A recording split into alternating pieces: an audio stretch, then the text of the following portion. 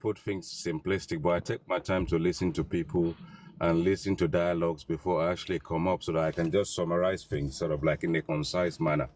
Right, let's start off with Neimoli. Who is Neimoli? Neimoli is a female version of Dawa class. Naimoli is someone who swallows information but doesn't know how to decipher and use the information effectively. I have dialogue with Naimoli before on the Music Pivots platform. I did advise her to do a research, but the thing is, if you advise someone to do their research, doesn't necessarily means that you have to come onto a platform to educate us about dictionary foundation or meaning of anything. Okay, let's break it down now. Baba Mohbad is come public and he really should have reached out to Nigerians by way of asking.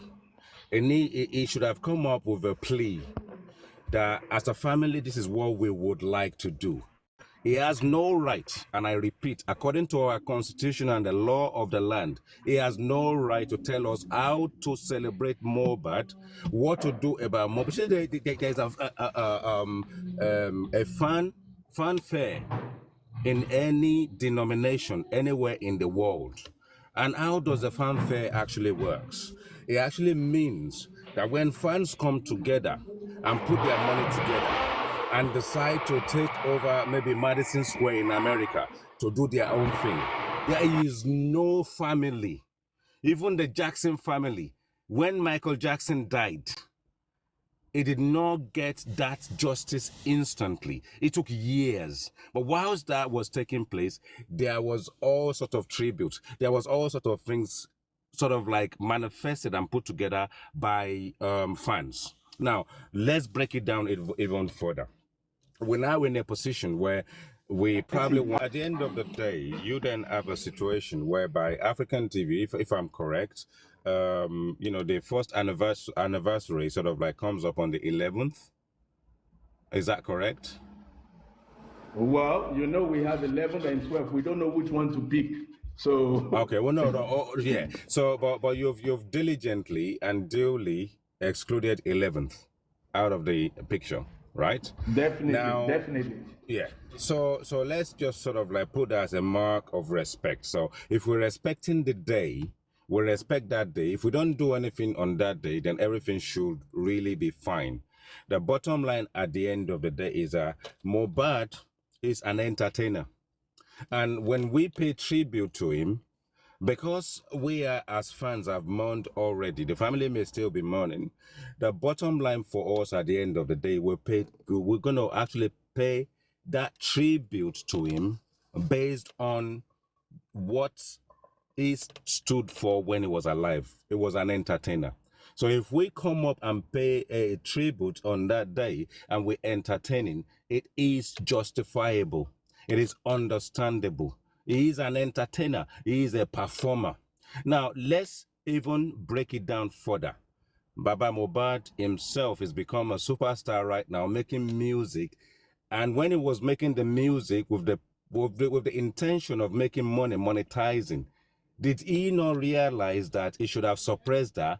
Did he not realize that that would have actually coincided and aligned itself appropriately with the request he put in Punch? If he had done something that father should have done, if he believed he was mourning, why did he turn himself into a superstar off the back end of Mohbad stardom? So now, and turning himself into a bigger Emole. Unfortunately, God hasn't really done it for him because it's a thief that came out at night to want to steal off the foundation of the death of his son. God will not give him that grace. God will not give him the glory. And that's the reason why Isaac is making no kudos. 70-30 with Lati Snail at the end of the day hasn't given him the kudos he needs. Your son needs justice. You went out there and you turned yourself into your son. You want a reincarnation of your own son's stardom. And you are making money off it. And you have the audacity. You have the temerity. God bless you. You have the nerves to go to punch, to tell us what to do and what not to do, subject to the fact that you have disrespected your home, disrespected yourself. You have been disrespected so many times by your own people simply because you are not a man of honor. You've never put yourself in a position of respect. And that's the reason why they are still dragging you till today. And if you can tell us one day what you know, the truth, the whole truth, and nothing but the truth. If you can go to the police and realign your statement and tell the truth, the whole truth, and nothing but the truth.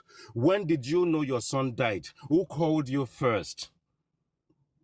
If you stop concocting story, and if you stop keeping quiet when you're supposed to be vocal, if you should have petitioned people and you've decided not to petition them simply because you don't want to implicate yourself, you have a legal team. How many petitions? 0.